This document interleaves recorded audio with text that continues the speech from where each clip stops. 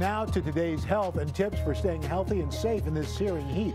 Internist and women's health contributor Dr. Keri Peterson is here with advice to help you prevent dehydration, heat exhaustion, and heat stroke. Dr. Peterson, good to see you. Good morning, Al. So, I mean, we're talking about some really dangerous weather here. Let's break this down, starting off with dehydration. Yes. What does that mean, and what are the symptoms people have to look for? Dehydration is when your fluid losses are not maintained. So basically, you sweat a lot and you're not drinking enough water to compensate for it.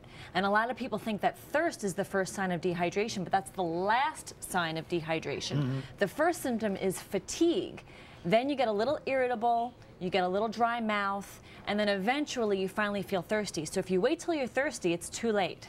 So when we talk about dehydration and people talk about different kinds of fluids, I mean, obviously the number one is water. Yes, But I mean, does it matter what kind of fluid you're using? it does. First off, you want to water's the best. Sports drinks, which can give you some electrolytes, are your next bet.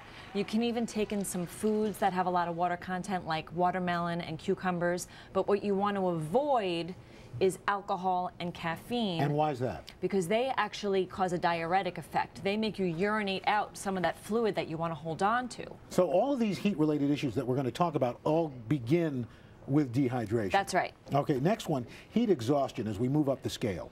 Yes, exactly. Heat exhaustion is your body's response to the dehydration, and your body temperature starts to rise. So what happens at this point is that your body starts to become lightheaded, you feel nauseous, you get headache. You can still sweat to compensate, so your skin still stays moist, but it becomes cool and pale at this point. And the problem right now, I mean, evaporation is the body's own air conditioner in a sense. When it's this humid and the humidity level is very close to the same humidity level as your skin, your evaporation becomes much less efficient. That's and correct. So your sweating doesn't really help as much. That's correct. You're no longer evaporating the sweat off your skin. It just sits on the skin. It doesn't cool you down. That's the way that fans actually can help you stay cooler. They help the sweat evaporate. Heat exhaustion treatments, what do you do?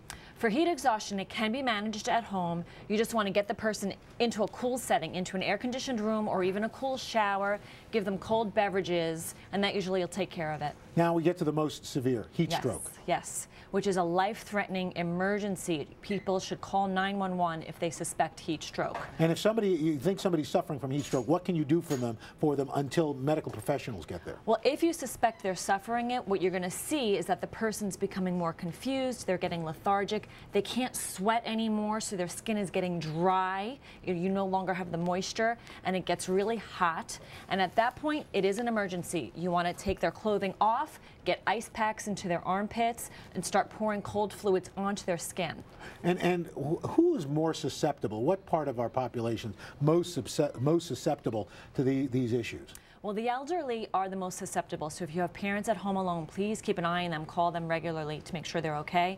And also, the next biggest threat is people who are exercising outdoors and not taking in enough fluids. And when we talk about fluid, how much, I'm asking generally, how much is enough fluid, for you to be taking in if you're outside in this kind of weather?